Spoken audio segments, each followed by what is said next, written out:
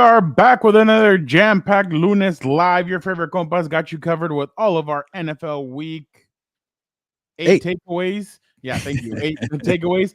Did Justin Herbert's new number one receiver emerge, or should they still be on the lookout? What is going on with the NFL? The Hail Mary, full of grace, the Lord is with you from Jayden Daniels ends up coming up clutch, but was there some disturbance with a certain cornerback trying to wave goodbye or trying to wave and celebrate? The Rams, are they now back in the NFC West title picture? And are the Arizona Cardinals for real after taking down the Tua Tagovailoa led my team Miami Dolphins? All of a sudden, the other team lost the Bears. But all right, yeah, that was a Gilberto. That was the interesting. The Gilberto Washington Commanders against the Gilberto Chicago Bears. But all right, we'll get into all of that. But all right, Gilberto, don't you have an engagement question for our viewers and or listeners? Yes, I do, Fernando. And it's all about blunders, mistakes, dumbest moves you can make. And I'll give you one about me. I got plenty, right? I'm the guy who benched McConkey in fantasy football. And if I would have started the guy, I would have won my matchup. So there you go. But for the engagement question of the week. What's your record? Don't even ask me. 4-12 or some crap. I don't know. But yeah, we have people. Anyway, it's a long story. We have an extra game every week. Who made the biggest mistake of NFL Week 8 for the engagement question of the week? And I just wrote my winners and losers column at side.com. Check it out Tuesday morning. And I couldn't believe how many losers there were in Week 8. And I put that in quotation marks. I'm not trying to be mean. But Matt Eberflus, who does not get why giving up a 13-yard pass and prevent defense led to a Hail Mary. Tyreek Stevenson, who is barking with the fans as he was supposed to box out Noah Brown for an improbable Hail Mary. Anthony Richardson, please, I'm tired. Help me tap out. Another terrible decision. And Trevon Diggs saying, you don't know football, terrible freaking reporter. Bark, bark, bark, bark. I'm pissed off. Yeah, and these Trevon Diggs said that. So a lot of weird, dumb decisions, regrettable decisions in NFL Week 8, things I haven't seen in an entire football season happen on one Sunday there. So, Fernando, let me know. What do you think about these blunders here? And in the comments, let me know which was the worst, the absolute worst mistake you could have done in Week 8, like benching McConkey like I did. In the words of a compa, because he's been on the show before, friend of the show, Coach JB, bunch of shitbirds is what's going on right now. But please, man, yeah, no, just I could, or like the way Uncle Joe says it. I'm not going to repeat it, but it starts with an F, so and ends with an E, not E as in the letter E, but RY. But yeah, we'll get into all that right now. But first, let's go with the intro. Compas. On the beat. Let's get it. Let's go. Yeah. So we're Compas. Yeah, we are. There you go. Hey. There you go. Okay, all right. We got proof right there. Some guy that seems like he's asleep. Need you to wake up, Gilbert. There's a lot of energy. Come on, Gilbert. Let's go. Come on. Dan and Dago is at Moe's. I'll show you. I'll show you. I got it right. Okay, that's it. You guys, I am done with mine, but that's couldn't get better than a 2026 6th-round pick swap for a 7-rounder. So freaking love you, Chad. Hey, dude. Cool, man.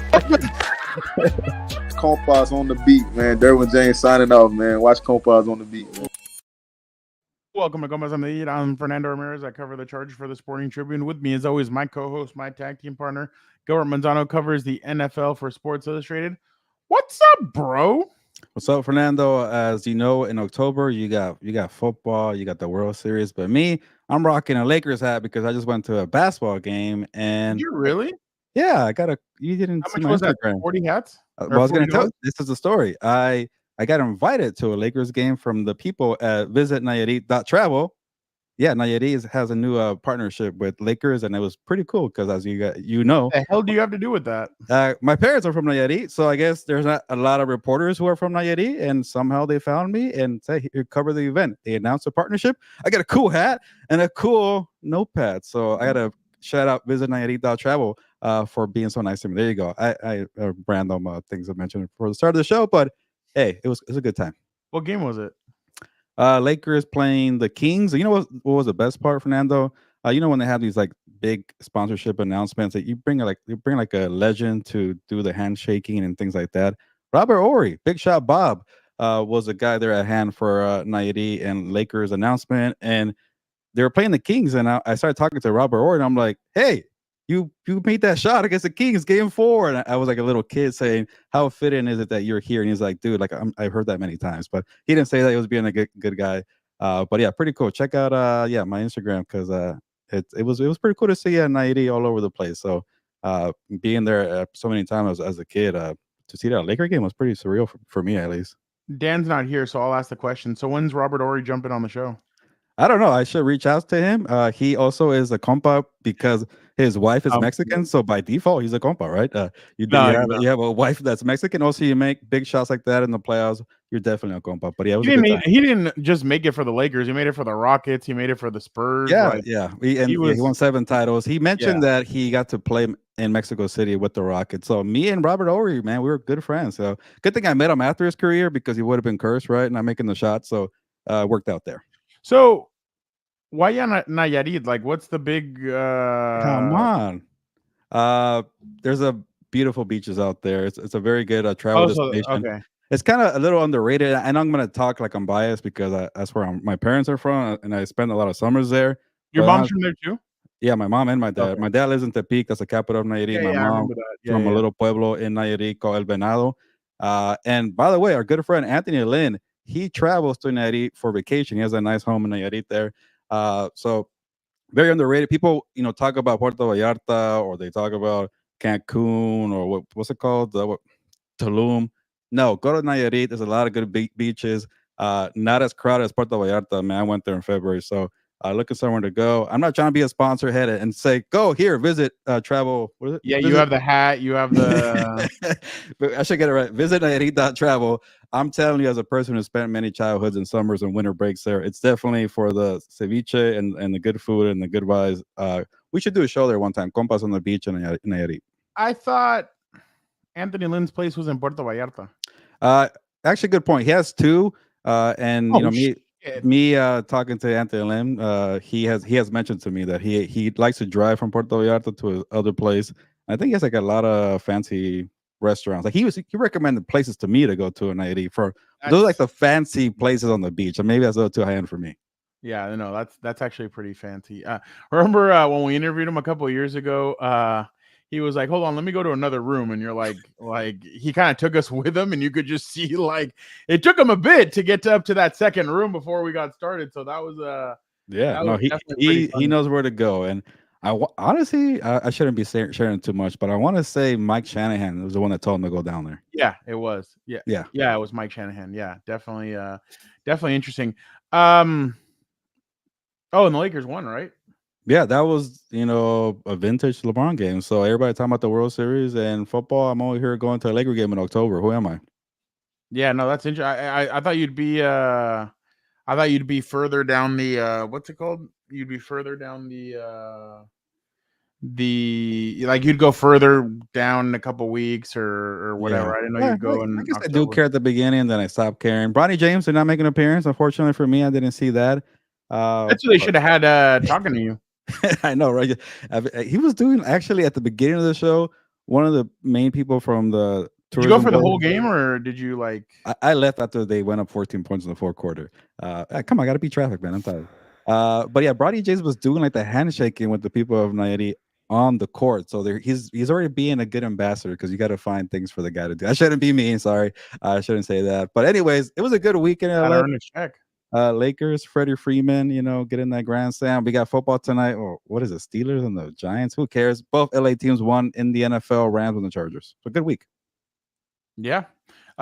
Speaking of which, obviously, did the Chargers find their number one weapon in Ladd McConkey? 6 catches. Herbert was actually 6 for 6, targeting him 111 yards and 2 touchdowns.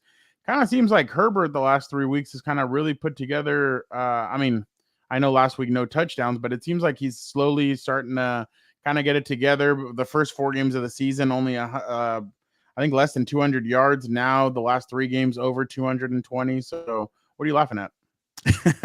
Well, one, I just realized I forgot to change my Wi-Fi. Hopefully, the Wi-Fi holds up. And two, I'm gonna crap on the quality of opponents, but apparently, somebody else did that and got in trouble with Jim Harbaugh. So, come on, it's a freaking New Orleans Saints there. But I get what you're saying, Fernando. But then it was your Cardinals the week before, and then it was the Broncos the week before that. So no, but it was a good win to bounce back from that ugly Monday night game. 6 days later. So in a way, I get why Jim Harbaugh was a little testy because a win is a win, and also like he's a freaking head coach. He's not gonna bash the quality of opponents in the NFL. It's probably a big no unless you're Sean Payton. Sean Payton destroyed the Panthers and he was running up the score too, by the way. So I like Sean Payton for that. Like if you suck, man, and you're gonna complain about it, go do something about it. That's pretty much it. Bill Belichick used to do that a lot when it was Tom Brady and all that. They used to they used to go run up the score on people, and people would get pissed because he was doing that. But I'm okay with it if nobody gets hurt, I guess. But it's kind of hard to prevent that. But what did you think of it? It seems like because Ladd has been dealing with an injury, but it seems like Sunday was his first game where he was maybe back to feeling 100%. Well, not 100. He said he had a blister on his foot after the game. He's like limping. He's like, I'm not limping. It's just a blister. And I was like, oh, okay. I was like, for sure. But what did you make of his game? I still do not believe that the Chargers offense is like back and all this. Like I still saw a lot that they need to fix. They have some things they need to fix on defense as well. But overall, I mean, I guess a win is a win, and they needed to bounce back. But what were your thoughts? Yeah, you know how last week or Tuesday we kind of were looking at the reality check of the Chargers after losing to the Cardinals. Like, yeah, you're like a middling roster. You probably won't be a Super Bowl contenders. But looking at the positive, and we kept mentioning it, like keep sticking to the road that you're on. Keep sticking to the long-term plan. And honestly, Fernando, this road could lead you to the 7th seed in the wild card in the AFC. There's so many average teams in the AFC, and like, wouldn't that be a big win to like be in a transition year and you get to make the playoffs? Like, and you'll feel better with a better salary cap. You'll feel better with young players getting experience in the postseason. So they're 4-3 right now, and they're the number 7 seed in the AFC right now. So you should feel good about that. And then the plays that McConkey made, like we mentioned it too, like whenever he's involved or getting like 5 to 6 targets, that tends to be better for Justin Herbert. It tends to be better for the passing attack. You tend to win more games. Or so keep doing what you're doing. That defense is playing lights out. It's not the most talented defense. That McConkey is getting better. Herbert's going to get into a rhythm. The running game was okay. But this track that they're going on, that game was also a reality check to say what you're doing is okay. Like it's okay to get to the 7th seed. And like you mentioned, Fernando, maybe go get a Deontay Johnson. Go get Darius Slayton. Go bring back Mike Williams, because who knows? You could be a tough number 7 seed, like you mentioned last week. You could maybe give the Ravens. You don't want to play. You don't want to play him or play them. Yeah, you don't want to play them because that's a tough defense with a good quarterback, with a good coach. Those are 3 ingredients right there to get a steal in the wild card. So everything that's going on this path, I like it. If you're on the path of the New Orleans Saints that can't give up on this current group, I don't like that path. I like this path right here. So, the other thing I was going to say too, like I'm going to take an L here. I was praising the crap out of the Ravens, and they go lose it to the Browns. So what do the Ravens play the Chargers? You never know with those ingredients that we just mentioned. What do you play the Texans? Are kind of whatever to me. The Bills have been a little better, so I'll give them a little love there. But and then you never know with an opponent that so well, the Chiefs are. So get in the dance. You have a good chance. I'm not trying to be a super positive person. That's not me, as you guys know there.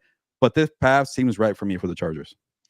Problem is that if you look at the Chiefs, they're still winning. They just got DeAndre Hopkins, and they got Uche. Yeah, and that seems like way too hard, too far out. Maybe they get the number 1 seed and you get the Ravens or the Texans or the Bills. That's better. No. What I'm saying is, like, the Chiefs keep on making moves. Like that Uche would have been a good addition for the. I think the Chargers should go get a pass rush. I mean, I know a receiver and everything, but Hunter Henry's out there now. The Patriots have basically said that they're up for selling. Hunter Henry would be interesting. They would just have to have the Patriots pay most of his contract. Who else? David Njoku after this weekend, maybe he becomes available. But the problem is the Browns are now they're feeling it. Jameis Winston, man. I know they're kind of feeling it. So if I'm the Chargers, I'm a little nervous going in there, especially because we all know how the dog pound is. But the defense had some struggles with Alvin Kamara. Olave didn't really get going until Christian Fulton kind of got hurt. So there's a little bit of a concern there with Fulton. I'll tell you one thing, Tarheeb Still and Cam Hart are actually really good finds for the Chargers. And I feel like those are the kind of cornerbacks they like. Cam Hart walloped Chris Olave in one of those. And I'm like, holy crap. And then quarterbacks get nervous throwing to him because he's so lengthy. So Evan Ingram Boltillo, he just signed a new contract extension. That's a lot of money. I don't know if he had a great catch over 3 defenders in that Packers game. By the way. He did. But again, Joey Bosa came out of that game limping. He leaving the locker room. It was a little shaky. The pass rush really hasn't been there the last few games. Why not go get a pass rusher? Maybe try and find somebody. I know Davion Clowney could be another one. Clowney, his name out there. So Darius Smith. Yeah, that one's another good one. By the way, did you know Kyle Van Noy has like 8 sacks or something in the first? He keeps doing that. He did it last week too. Crazy. No, and he did it with the Chargers. Remember to end that season, he had like 6 or 7 sacks. Bring him back too. How about that? No, they're not gonna. The Ravens aren't gonna trade with them. But just, and I'm just throwing names out there, but it's gonna be. I mean, I saw somebody today say, don't be surprised if the Texans trade for Deontay Johnson. Yeah, they need it. I found a little surprise. They're saying that Diggs might be out for the year. Yeah, they're really hurting at receiver right now. Yeah, and then obviously Tank Dell hasn't been the same. So, but we'll see. But yeah, receiver too. It's gonna be a lot of competition, but a lot of options though. Yeah, and we still have 8 days before the trade deadline, so it's gonna be really interesting to see what shakes out. We're gonna have a Compas on the beat, obviously, with the 4 of us next Tuesday. So we'll see what trades happen. We'll react to all that. We're waiting for the results to come in for the election too. All that should be a good show. Oh yeah, the bunch of crap. But obviously, it's gonna be interesting. I'm really interested to see how many people are gonna move. Who's gonna go? Who's gonna go get them? Who's gonna move around? And there's a lot of big names out there. I mean, the Panthers have 3 running backs. Why wouldn't somebody move to try and go get one of those? Get Chuba Hubbard or is it Chuba? I forget. Yeah. Go get one of those. But I'm just saying the Chargers. I think everything's on the table. I wouldn't be surprised if they made 3 moves. I wouldn't be surprised if they made 0 moves. I wouldn't be surprised if they made 1 move. I mean, with these guys, it's like they're dinking and dunking. The guy that said that it seems like they're about to make a move is Motor City Dan Campbell. You heard him today. He's basically saying, yeah, something's coming, man. So it's not Max Crosby because apparently Mark Davis keeps telling everybody it's not Max Crosby. You're far away from winning. I would do a first and a third. I'd be like, yeah, sure. My first is going to be a 32. And then he hates Mahomes. He hates the Chiefs. Why wouldn't you bring him in here? Yeah, they're saying that Hutchinson could be back for the Super Bowl. If so, I mean, can you imagine on one side, the other side? That'd be interesting. Thea, I'd be surprised if Jalen Waddle got traded to the Chargers. That would be. They just paid him too. Yeah, that's a lot of money. Who might be an Waddle's not a number 1. No, but another option for Miami. I know he just got hurt, but if it's not like a serious injury, is a safety, Javon Holland. He's a free agent, and they already paid too many guys. He could be an option. Dude, if you brought him in here with Derwin and stuff, they would be that'd be a really good addition for these guys. I just wonder if they're going to end up doing. I'm just interested to see what kind of moves they make. If they go 3 moves and they're all fire sale moves where the guys can move on in the offseason, you don't have to pay them. But if you're the Chargers, really, why you don't go all in. You go make a move to like you said, make the 7th or 6th seed, try and upset a team, which, like you said, it's going to be tough playing these kinds of guys. They could easily go into Buffalo without any fear. They'll go into Baltimore without any fear. By the way, have you noticed the way Justin's playing lately? What do you mean? Oh, with like Lyman try to get stepping on him. No, but like he's like celebrating. He's getting up doing first down. Like he's doing all this like stuff or like all this stuff, not celebrating, but he's getting really hyped. And I'm kind of like, that's not the guy that like I'm used to. Jim Harbaugh effect. Yeah, no, I guess it really is. So just One more thing on the, I know we got to move on, but the Saints, I know they're stubborn as hell, and they just re-signed Alvin Kamara, but they got so many players they could probably get a bunch of draft picks: Marshawn Lattimore, Tyrann Mathieu, Cameron Jordan. The list goes on and on. Like, rebuild already. It's not gonna work with Derek Carr, Spencer Rattler, Dan Diego, or Gilberto Manzano. Like, you're done. Blow it up. if you're the Chargers, would you go get Olave if he's available? He's one they might hold on because he's young, but oh hell yeah, definitely go call. Like, people, you know how teams call Cooper Cup and that was a mess. Just call. Like, it doesn't hurt. Olave would be an interesting get. Tyrann Mathieu yesterday and Herbert had two different plays where Herbert took off running and Tyrann Mathieu tried to lower his shoulder. Herbert lowered his shoulder and Herbert won that one.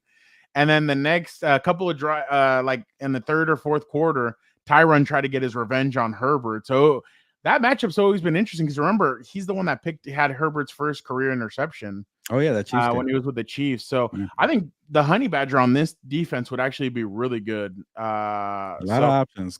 Calvin Ridley, Davis, give up already. Calvin Ridley just got paid. His contract's too big. They're not going to do that. No one's going to bail him out. Yeah, no. And Boltillo, T. Higgins has been hurt way too often this year. He's already been hurt twice. But that's the point. It's just a lot of options. So they should make something. I mean, hopefully we'll see. We'll see what they do. You were at this game. The Rams end up beating the Minnesota Vikings. First off, what locker room did you go to? The Rams, because they won. I only visit winners. You know, that's the way I work here. And there's no curse here. Sam Darnold obviously was not happy about the face mask. By the way, I love that story that came out.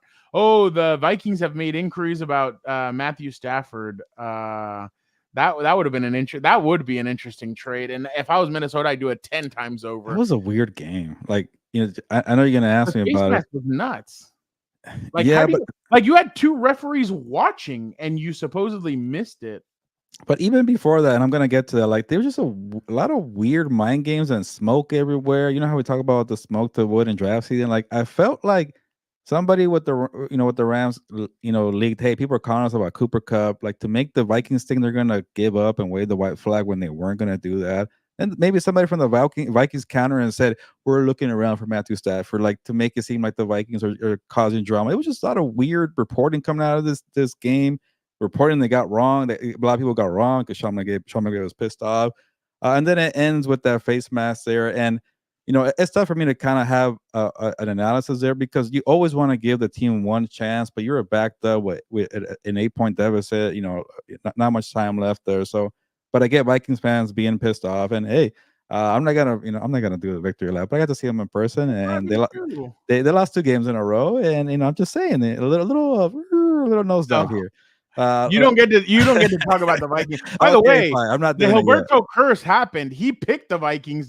By the way, Dan last night on What's Up Bolts, he went through all your picks for SI. Every week he likes to look at your picks for SI.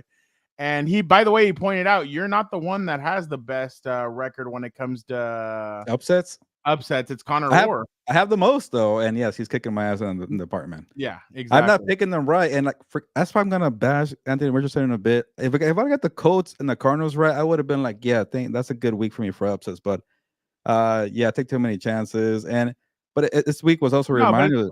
It's a reminder that a lot of people thought that the Browns are gonna beat up on the Ravens, and it happens in the NFL. So. Even the curse couldn't save the New Orleans Saints there with the Chargers there, but that was a good start to the week. The Rams beating the Vikings for an upset there, but also it's a tough turnaround. You lost to the Lions, you go on a short week to LA, but that NFC West, man, it's looking pretty nice there, Fernando. I don't know if you've seen the standings, but 3 teams tied up top. 4-4, the Cardinals, the Seahawks. Well, even the 49ers. Rams are tied, or half a game. Half a game behind. Yeah. So that was a big time victory, and then all the Cooper Cup rumors to be put to bed there. This team, it's going to be more of a buyer than a seller. Maybe they'll trade for Tre'Davious White, but he's not doing anything. One thing, Fernando, I really want to see them get Bryce Young. Save Bryce Young, man. Just see if you can repair him to be a backup for Matthew Stafford. By the way, I have a bone to pick with Tyler Dragon. Because I saw him, by the way. Oh, I did too. We were that I had that dude and Chris. So Chris Rim, Tyler, and I, like, we were having such a good time yesterday. We like forgot that there was a game. Yeah, that was not a good happening. game. So I'm glad you were talking to me. Then. Well, no, we were talking like before we got to. So we were just talking crap and just having fun. And in one of those, Tyler's like, "Yeah, I know what you're gonna say. That quarterback rehab are the Rams, yeah, whatever." And then I was like, 49ers why are you sound angry? He's like, I'm not gonna lie, I actually used that in a story one time. I was like, what? I was like, I hope I got the proper credit. And then he just starts laughing. He's like, I actually did not. I'm like, you are terrible. And then he just starts laughing and he goes, I was like, I'm the one that told you that. And he's like, yeah, you actually were. I was like, exactly. I was like, but I guess this is how it goes. By the way, I am not a hater. I just see the way Jim Harbaugh and Joe Ortiz have operated this year. They're not paying long contracts. They're not doing any of that. The guys that you guys are mentioning, they're owed a lot of money, and I just don't think that they would do it. They'd want a team to pay most of their salary. They do have to do stuff like that. And then again, the Chargers still play the Bengals. Why would you want to see T. Higgins? The Chargers still play the Titans. Why would you want to see Calvin Ridley, especially after what he did for a quarter against the Lions on Sunday? So I'm not being a hater. That's just the way I have noticed that they do. They're calling me a hater, Jorge, because they keep on throwing out names. Like Athir's like, oh, Jalen Waddle for a second round pick. I'm like, they're not gonna go get Jalen Waddle. Like, that's too expensive. So and if anything, if I'm trading a second rounder, I'd rather bring in Mr. Shitbird himself and go get Tyreek Hill. But I mean, that dude in this locker room, I think I don't think it would go well, but what a hater, Fernando. I'm a hater. I know. Nando. Yeah, no, I guess, but that's just the way that these guys do stuff. They're doing business and kind of like they're bringing not coupons, but they're coming and they're basically saying sticking to the plan, high talent, yeah, like low risk, high reward. Like you said, when they signed Christian Fulton, you and I were going to the Canelo Munguia presser. That I lost my train or I missed my train for 7 miles. It was 7 miles away and it took us an hour and 20 minutes to get there. But you said Christian Fulton is low risk, high reward. And look, Christian Fulton's been a great cornerback for them. So that's exactly what the Chargers were looking for. But all right, I'm not a hater. But God. No, I'm not drinking the Gilberto haterade. I'm just being honest. Not a hater either. Yeah, exactly. Yeah, no, I mean the Rams were impressive. I mean, when I found out that Puka Nacua was playing, I was like, oh yeah, the Rams are gonna win this game. Like that everything was pointing. Yeah, exactly, Jay Alvarez. Thank you. I was impressed with Matthew Stafford. And I thought that the way that offense was kind of picking apart the Vikings defense, and that's a crazy part. The Vikings defense was, oh, hey, like Brian Flores is a genius. Now Brian Flores looks like a moron, especially after the last couple of weeks. Try to tell you guys. This guy, you said 3 games. But you're no, stop, Jorge. Wait until tomorrow. That's going to be fun. And no, Jorge, we're not doing, well, I don't know. I'm not dressing up for, actually, I may have something interesting for tomorrow's show. We'll see. I gotta think of something too. I have a good one. I'm dressing up as a certain individual, but it'll be funny. Gilbert, you should dress up as Satan for Halloween with a pitchfork and all. What the hell? So you can fork teams. I don't know. Maybe some guy with a mustache. I could be like a train robber and tie up women on the train tracks. There you go. Wow. Yeah. And let me guess, baby oil is used too. No, I didn't go. I'm not a rapper. Okay. I said a train robber. Sure. Oh my God, Gilberto, that's actually a good one. Dress up as Jackson Mahomes. No, I'll let that. I actually could see Vic as Hellboy. That actually would be a really good. Hey, it's actually a good one. He has a kind of the beard, yeah. The Rams are an impressive team that I feel like could go on a run, especially if they're healthy. I agree with you, but I think what it was a motivator for the Rams. You guys may not believe this. Sean McVay is a WWE character, and I've said this to Gilbert for years. He's a WWE character. There was a rule placed that coaches could not run into the end zone and high five and do all this crap with their team. Sean McVay used to do that all the time. He's a WWE character. Listen to what he said in his press conference. What did he say? Like, he's not a for sale, or I would hope not, or something. It's all an act to hype up the team, to get them going, to motivate them some way. At some point, players get tired of hearing a guy's voice, no matter if they're a great coach or a shitty coach or an average coach. Players get tired. Guys that have been there forever get tired of listening to a head coach, no matter if it's Bill Belichick, Sean McVay, or even Brandon Staley. Guys get tired of it. You even heard Tom Brady say, yeah, we won all these games for all these years, but sometimes I got tired of it. Yeah, no, you get that. Well, here was a way to kind of get them jump-started, get them believing again. And with the way how shitty this division's been, I'm sure Sean McVay told them, hey, you guys see that? This division is up for grabs. We can go get this. The 49ers are crap. The new Call of Duty just dropped. Damn, really? And then Marvin Harrison picked it up at least. Well, it actually dropped on Friday. So I think Marvin Harrison bailed them out, I feel like. Yeah, but I think Kyler Murray actually did tweet after the game something about Call of Duty, like, and that was their best passing performance. And overall. Seattle completely Fernando on Sunday. I thought they were going to beat the Bills. I actually did think. I was like, you know what? The biggest frauds of the NFC. I don't like them. I'm so pissed at them. But yeah, going back to it, I think that was a good move. I think it's going to help them moving forward, and I'm interested to see what they're going to do moving forward. But I think that was a positive win for them.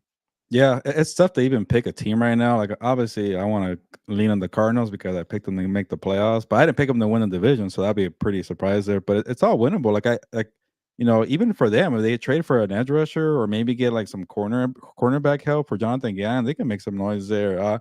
The one thing about this game, I got to see more from Kyler Murray. He tends to have one good game and then three really bad ones and then one good game. So Marvin Harrison Jr. stepped up after being criticized for kind of a lazy effort against the Chargers. So he put Jalen Ramsey. Jalen Ramsey. Yeah, so he was making some great. They need to move him to safety. Like it's starting to get to that point.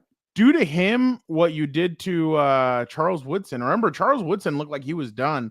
They moved him to safety, and he was getting all these picks. He was making all these moves. So I think it's time for them to move him to safety, and especially they just paid him all that money. And now it looks weird. Yeah, now that's what I'm saying. Really Juwan Holland could be available if you pay all this money there. But that was a good comeback for Marvin Harrison Jr. Maybe his dad had a talk with him, like, kid, even when the ball's not coming your way, you better still put in a good effort there. So that was good. And then obviously we talked about the Rams and the 49ers. The real issue with them for now, and nobody really talks about it, is the defense, because you'll get healthy when Christian McCaffrey comes back. You might get Juwan Jennings. Ricky Pearsall did look pretty good. Deebo Samuel came back. So they're okay offensively. That defense is not good. They allowed the Cowboys to come back. So if they can make a move at that deadline, they look pretty good there to win the division. But they're not on a different level than these teams. It's all very close and should be a good race at the end. Yeah, no, I agree. All right, let's go to our week 8. Yeah. NFL takes. Gilbert, I'll let you start. But let me throw something in there for you. Man, okay. I ain't gonna lie. That was a lot of running right there, what I did. And I don't think I was gonna be able to go that next play. So I just just was saying I just needed a break right there. Man, tired. I ain't gonna lie. Every time I need some water, I'm going like this, Fernando. So bring me water whenever I'm tired. One thing I'm going to say about that, because there's so many things to unpack about Anthony Richardson, is I like the honesty, Anthony Richardson, but sometimes it's okay not to reveal information. Sometimes it's just dance around the question, be a politician, get fluff, but don't ever say you're retired and that's why you left the game. I get it. Wide receivers leave the game, running backs leave the game when, they're tired, but you're a quarterback. It doesn't work that way. You could talk to your coach in the headset and tell him, hey, I'm tired. All right. I can't do a Shane Steichen impression, but all right, Anthony, it's a little southern. Let's run the ball here 3 times in a row and then catch your win there. And then, kid, stop doing so much. Like I call him a kid, but he's a massive human being, but he does way too much. And that's why he's tired. Like, stop trying to make every, scramble or whatever pocket pressure for you into some big gain there. He went off. He tossed some guy off like some kid. He went off up the right sideline. Somebody landed on his calf, and then he went like this. I'm like, did he get hurt again? And then no, he just said he was tired. Don't give that information out. I know we ask you questions, we want information, but it's a bad look, man. The teammates think you're probably not tough. Teammates think that you don't have the work ethic. Maybe you're soft. By the way, shout out to Gerard Mayo, who knows his team better than anybody else. If I call you soft, that means that you could take tough love and respond, and they beat the Jets there. So, but Anthony Richardson, the thing I was writing about before I kind of knew the context about this thing here, I was writing like, okay, he's not being accurate. He has terrible footwork. He doesn't play composed. He makes a lot of mistakes there, but Greg Bishop, all of his draft, everything, all the intangibles, the skill set. Greg Bishop wrote a good story on Anthony Richardson. People say he's the most gifted athlete on the planet, and things like that buys you time to prove yourself. If you're going to be the coach, you can't give up on a guy with those gifts there. If you're Bryce Young, who does not have that, see you later, Bryce Young. You have nothing to offer here. Anthony Richardson does, but then your coach can't defend you when you're doing this. The coach can be like, hey, give the kid a chance. He's going to put it together. Maybe Sam Darnold, maybe Baker Mayfield. Can we all learn here? Not when you're doing this. You can't defend the guy. So now Shane Steichen is talking about benching him for Joe Flacco. Fernando, I hate it. I defend Anthony Richardson. Joe Flacco is so much better than Anthony Richardson. After this, I can't really defend him. Dan had a good idea. He said, we'll take him off their hands. And I was like, you want Anthony Richardson? He told me today. He's like, yeah, why not? I put him at tight end, and I just started laughing. Okay. I was like, I was wondering which position is going to pick for him. Yeah, he can do a little bit of everything. Exactly. He's like, I would move him to tight end. He's like, can you imagine Justin Fields in the backfield? Yeah, he's like, when my quarter. Oh, by the way, I was going to say, Herbert's finally getting healthy with that leg. He's taking off running. He's doing all that other stuff. So just watch out for those Saints players jumping on his legs, man. Dude, that was like Bradley Bozeman was pissed after the game. Good on him. Like, you got to do that. Good on him. I was like, wow. Well, I ain't gonna say what our good friend Dante said after the game or after that play happened. But that's not the first time that Richardson's hit Herbert like that. He did it when he was a member of the Jets, I think 2 years ago. So definitely interesting. Oh, Nathan Shepard, or what was his name? Yeah. Or last year. I can't remember what year. I would bench him. I mean, what other if you're him though, just fall to the ground and act like you're hurt. Get out for the play. Yeah. At least people have some damn sympathy for you.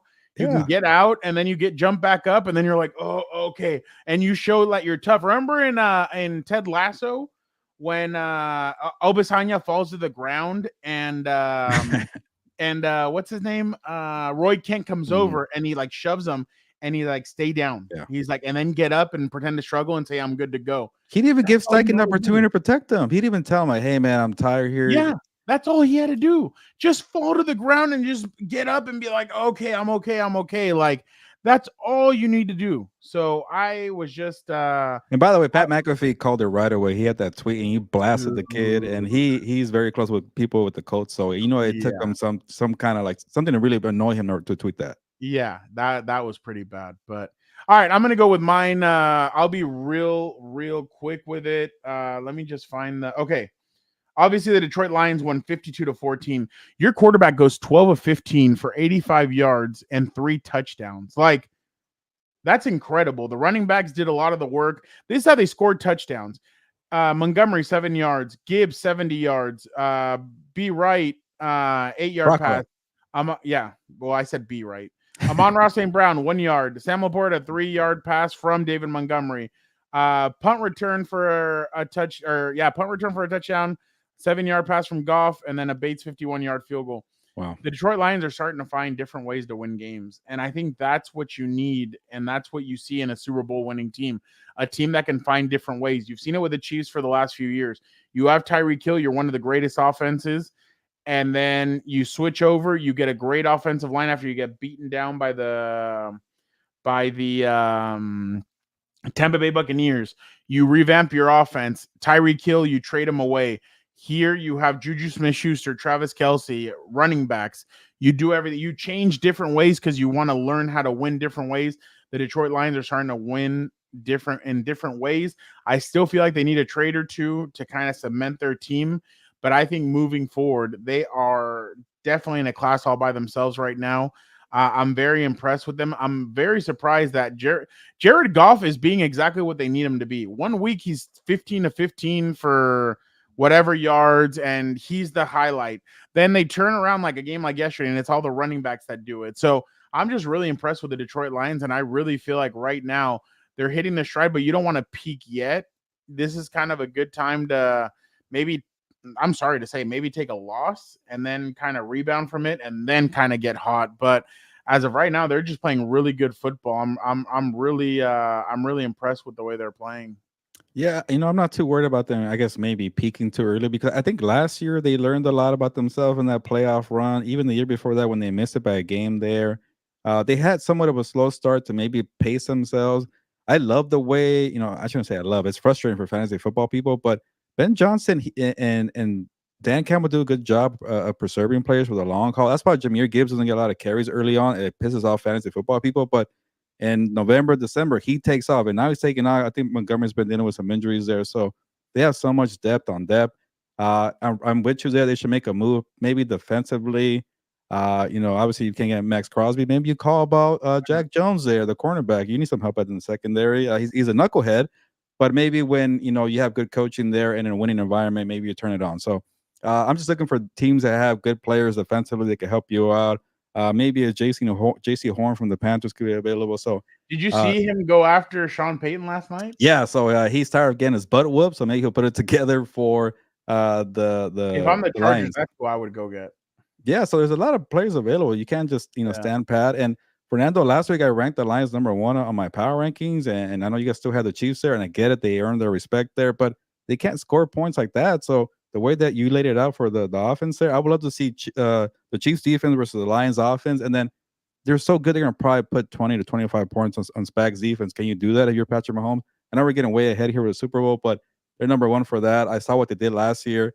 They went pretty far. So, your maybe first they round take draft loss. pick is going to be 32 anyway. What the hell do you care? Yeah, if exactly. you win a Super Bowl, go ahead and a second round pick, whatever. I don't care. Go make move. J.C. Horn for the Lions would actually. Yeah, you're right. That would actually be. They play the really Packers this week without Malik Willis, by the way. So he went to sleep at 1 and 6, and he wakes up at what 6 and 2 or something like that. So that would definitely. Yeah.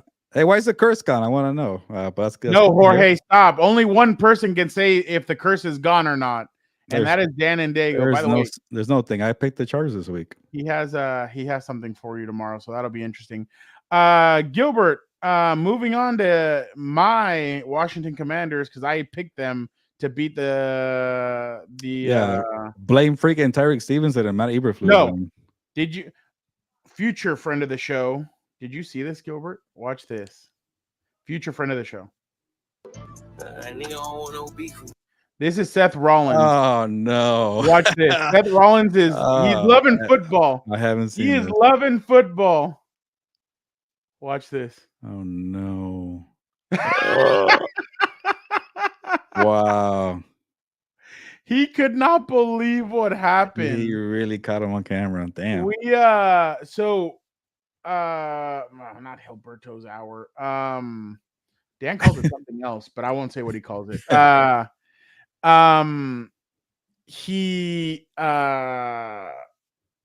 So Tyler Dragon, Chris and I were watching it on Tyler Dragon's phone, and I was cursing Jayden Daniels. I'm like, you let me down. I can't believe you did this. And he catches it, and I'm like, I couldn't believe that play. That was an incredible play. By the way, my good friend said hi to me when he walked out of the elevator. He's like, my big man. He's like, I haven't seen you in forever. Where have you been? I was like, hey, that's my guy. You know who I'm talking about. I don't, but I gotta ask. No, you do. Glasses, suspenders. You know who I'm talking about. Suspenders? I don't know. Reporter, coach, or no actor. I don't know either. Oh my god. Okay. Steve Urkel. All right. So I never would have guessed that. Okay. Look in the private chat.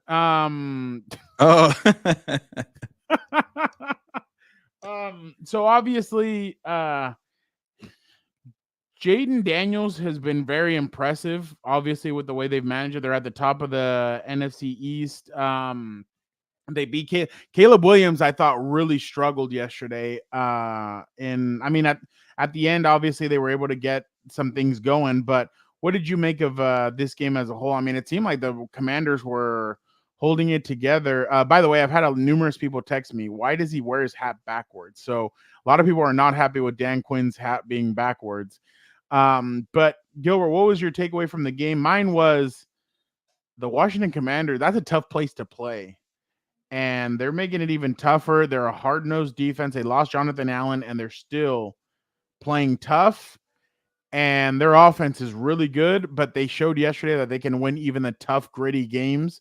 And I know a lot of people call the Hail Mary a fluke play, but that was very impressive what they were able to come away with that win on Sunday. Yeah, I'll start with the Bears before I get to Jayden Daniels and the Commanders. And I know you mentioned that Caleb Williams didn't play well. I agree. But I think that last drive or even the last, quarter really showed me a lot about Caleb Williams, because I know people call him a diva. They don't like the hand painting, but he was tough in that drive there. He really, I think the way that Anthony Richardson lost maybe some respect from teammates, like, I don't care if you're having a beautiful game where you're getting 300 yards and you're doing everything on a flashy way. The way that Caleb Williams was keeping his eyes down the field, taking hits, putting his body on the line, a terrible offensive line.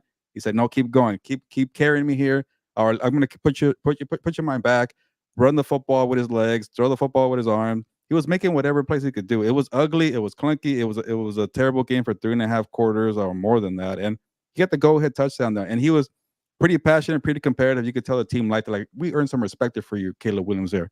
So Caleb Williams has a long way to go to become a very talented quarterback, the flashy number 1 pick that we all thought he's going to be. But in terms of toughness and getting respect, he got that.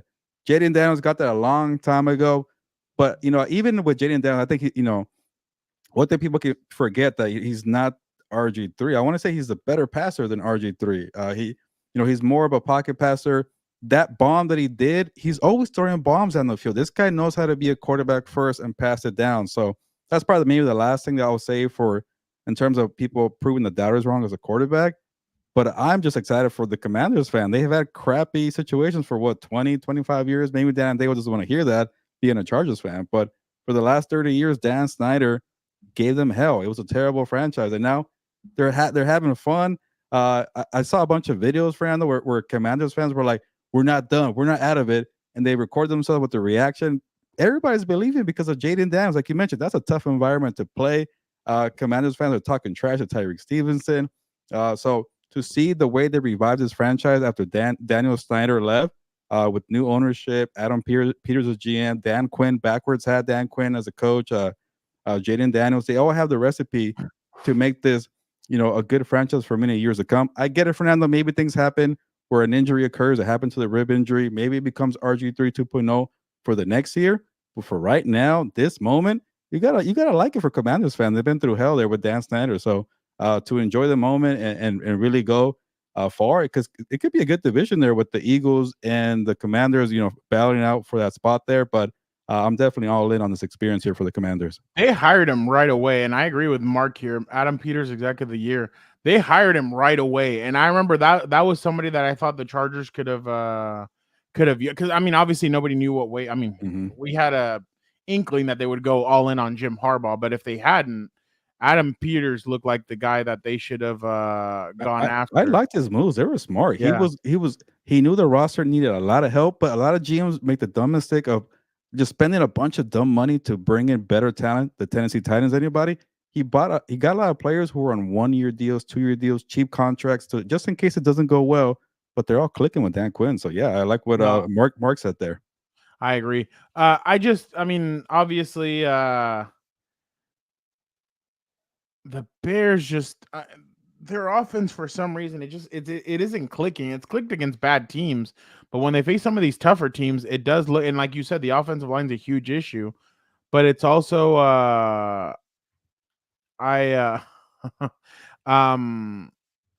we all knew from the start. You could feel it in the air. Sure. I thought I still laugh sometimes. Joe Reedy on Sunday brought up the video of him at Disneyland asking Jim about if he had spoken with the Chargers. Like, we're here at the happiest place on earth. Yeah, I'm here for. Why do you want to? Yeah, exactly. It was enjoy the moment here. This is good football. Exactly. But I'm impressed with Jayden Daniels. Obviously, moving forward, can they beat the Eagles? Can they beat the Cowboys? That's going to be the big move when it comes to this. Shane Waldron is a fraud OC. I remember Eric Williams. As soon as that move happened, he's like, I don't like this move at all for the Chicago Bears. So since the beginning, Matt Eberflus definitely needs a lot of questions. By the way, if Stevenson would have done that I'll even do it now in the Chargers, like with Jim Harbaugh, John Harbaugh, any of those, like if he would have done that with an established coach, Mike Tomlin, he would have been cut today. It doesn't matter how talented he is. Yeah, good point. Matt Eberflus better bench the guy at least. He's not going to. Entire game. Oh, he apologized after the game. Oh, no, get out of here. Screw your apology. What the hell kind of crap is that? Like, and then he said that was a terrible play. He's not holding anybody accountable for that. And then he's not holding himself accountable for Fernando. Like, I destroyed Matt Eberflus in my story for tomorrow because he told reporters that play that went to McLaurin for 13 yards didn't matter. Like even Rex Ryan was talking crap. He talked crap about everybody, which I kind of appreciate. Rex Ryan's trying to slowly come back into coaching. Yeah. It's simple math. Like if you get 13 yards, you get closer for the Hail Mary. That Hail Mary got lucky off a tip pass. Imagine if you didn't play prevent defense and they were a little more backed up. Maybe that tip doesn't go into the end zone there when you're stupid. When you're go ahead. I went too far. Quarterback is talking to the fans there. So it's just the entire game annoyed me. Matt Eberflus and Tyreek Stevenson did probably the two dumbest things I've seen in a football game in a very long time. Like, look at him. He's like, the play's already going on. He's like, oh, hey, we're playing a game. He's like, this is over. And then Eberflus says that the box out was supposed to be his assignment on Noah Brown. He was wide open on that tip. But look, he's so far that he tries to make a play. Oh my! He doesn't even know his assignment when he gets closer. And then Noah Brown, like gladiator style, like you're not entertained. That was awesome. That was I don't know. So that wasn't as good as a Stephon Diggs tossing the helmet because that was a playoff game. But that's probably maybe something that you can compare to as an improbable throw there in recent years. By the way, there was a video. Look at. I don't know if I should show this, but I'll do it. Okay. This is Keenan Allen's face. Oh, after that play goes down. Oh, yeah. Man. And that's not a face like that's not a face of like, oh hey, like that's a face I think of this has happened before. Like I've seen crazy stuff like this happen before. Which is so unfortunate. Keenan. Sometimes you gotta just laugh at how stupid the situation turns out to be. Like, damn. That's what I'm saying. Yeah, that's what I'm saying. So it's just sad. Gilbert, what? I don't want to go with this. I'm gonna skip the Bengals, Dolphins, Jets stuff for tomorrow because we're gonna get into all that stuff tomorrow. We're gonna fork some teams finally. No, not fork. Are they alive? Or are they dead? Halloween. Go with Halloween style. So we're gonna. Well, you could eat them and fork them. And Gilberto is gonna do that tomorrow. Well, Gilberto, Dan, Vic, and I are all gonna do that. So we'll see how we differ and moving forward how that's gonna go. Gilbert, what are the realistic expectations for the Packers and the Texans? Malik Willis keeps on winning games, and I think they're playing Are they playing the Lions this weekend? Yeah, so he might get to start Malik Willis and just wait till Jordan Love gets healthy. Yeah. But what are your realistic expectations? The Texans are worrying me because they're not anywhere near what like Joe Mixon's kind of kept them in, and obviously their defense has done some good stuff, but it just feels like their defense or their offense has not done well. It seems like the Packers just keep on winning no matter who's at quarterback. But what are your expectations moving forward for both of those teams? Well, the Packers, I keep referring to them as the most well-balanced roster in the NFL. Good offense, good defense. By the way, McKinney made another interception yesterday. Yeah, so he's been a stud there, and even the special team is so-so. I think the new kicker is making some kicks there, so maybe I should analyze the special teams better before I call them the best roster in the NFL.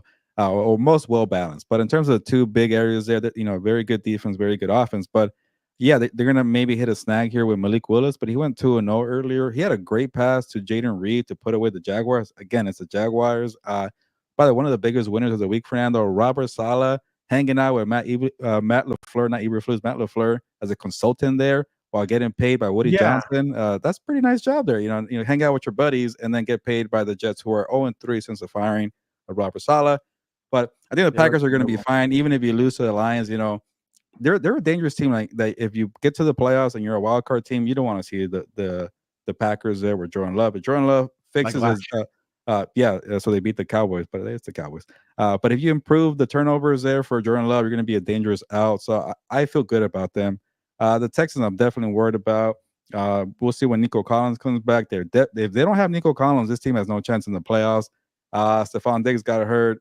Tank Dell hasn't really done anything. So he's gonna give the ball to Joe Mixon. But luckily for them, they're in the terrible AFC South, so I'm not too worried about them either.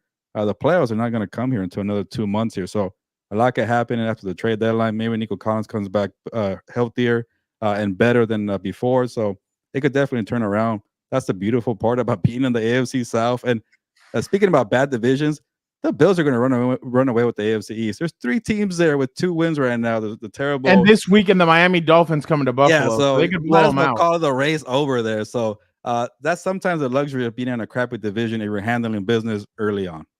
Yeah, no, I completely agree. That AFC East, I think that might be the first division that's called. Maybe by Thanksgiving. Maybe before. Yeah. Especially the Dolphins look good for like 2 quarters, and then in the 4th quarter, they just like completely flatlined. Yeah. So everybody's like, the Dolphins are back. Yeah, hold on. Their defense is pretty bad too. The Packers, I think, are a playoff team. The Texans, I'm still kind of teetering with. I think they're a playoff team. No, they're a playoff team, but I still don't buy them as like a real contender to knock off Kansas City. Yeah. I think they might be like last year, where maybe they win the first. See, if the Chargers had to play the Texans, I think the Chargers would beat the Texans. I mean, further along, especially if Stephon Diggs is out. Yeah. Tank Dell. I mean, Nico Collins is a monster, but you could do some things around them. So that's going to be interesting. And I still think the Texans are going to be able to hold off now. If it's a Joe Flacco Colts, I don't know if they'll be able to hold on against them. It's a 2-game lead, and they got a tiebreaker right now. So that's 3 games. Yeah, Anthony Richardson would have to. I mean, the Texans have a tough schedule moving forward. I think I saw. So that's going to be difficult. The Packers, I think, are a playoff team. They just have to. I think they have to go at least 3-3 in their division, which is going to be obviously tough. But yeah, I definitely think that both teams are a playoff team. It's just going to be how they materialize. Gilbert, last one before we head out. Is Denver for real? Mark is asking. I don't think so. Maybe they'll find their way into the playoffs, but I know we're going to do the 14, Fernando, and you might annoy me with the teams you want to keep alive, but there's a lot of teams I want to just kill already in the figurative manner there. No, but you want to kill them. But that's the reason why there's so many. This is why we're doing the exercise, right? Because do you think the Broncos are going to hold on? No offense. Do you think the Chargers are going to hold on? Do you think the Colts are going to hold on? It's a wide open. Are you forking the Chargers right now? No, I'm just saying, like, it's hard for me to even fork a terrible team like the New York Jets or even the Bengals because it's wide open for the final 2 spots. I'm guessing that first number 5 seed is going to be the runner-up to the AFC North there, the Steelers or the Ravens, and then you kind of call that one already. But the final 2 are wide open. You could be with 2 wins right now, and you might have a chance because the team is 4-3 with the 7th seed. So we're going to have to really think hard here who we're going to fork here because mathematically they have a strong chance. And the NFC is a lot easier. AFC is a little difficult, but to answer the question, the Mark, they're not for real. They might be pesky. They might hang around. I predicted they'll be better than 5.5 wins, like Vegas said. I would have taken the over. One of my good friends, maybe I should have named him. He's going to make good money off of that. So they're a better team because Sean Payton is a good coach, but it's not like a dominant roster. It's a roster that's improving in year 2 with a good coach. That's about it. Yeah, no, I completely agree with everything. I don't think they're for real. I think Bo Nix is playing well, though.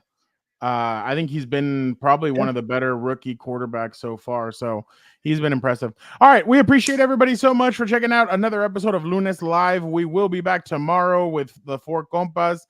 Dan and I are changing it up Thursday. It's Halloween, so we will not be doing our preview on Thursday. We're going to be doing it on Wednesday. So make sure you guys tune in around 6:45. We may have a special guest, still waiting to hear back from that. So We'll see if you can put the gummies away and jump on with us. So it'll definitely be interesting. But yeah, definitely interesting show. All right, I gotta go because Jimmy Uso's about to come out Oh, and okay. talk with his big brother or his twin brother Jay. So yeet, but appreciate you guys so much. Maybe we'll dress up tomorrow for the show. I actually have a good one for Gilberto, but I don't know if he'll do it. All right, we'll discuss it and we'll see if we do it. We appreciate you guys so much. Have a great rest of your Monday. Enjoy yeet. Enjoy your guys's the World Series. Gilberto, who do you have tonight? Yankees or the Dodgers? No, I'm not gonna. No, you're gonna do it. curse You're the gonna do team. it. Go. I Hurry think up. the Steelers and the Giants. How about that? He's getting in the ring. Hurry No, up. I'm not gonna make a pick. Go ahead, because I don't want to give back. Ah, you suck. All right. Thank you guys so Steelers much. tonight, though. Gilbert, let's get out of here. All right, nos vamos, pues. It doesn't work on me. Nos vamos, pues. Vámonos.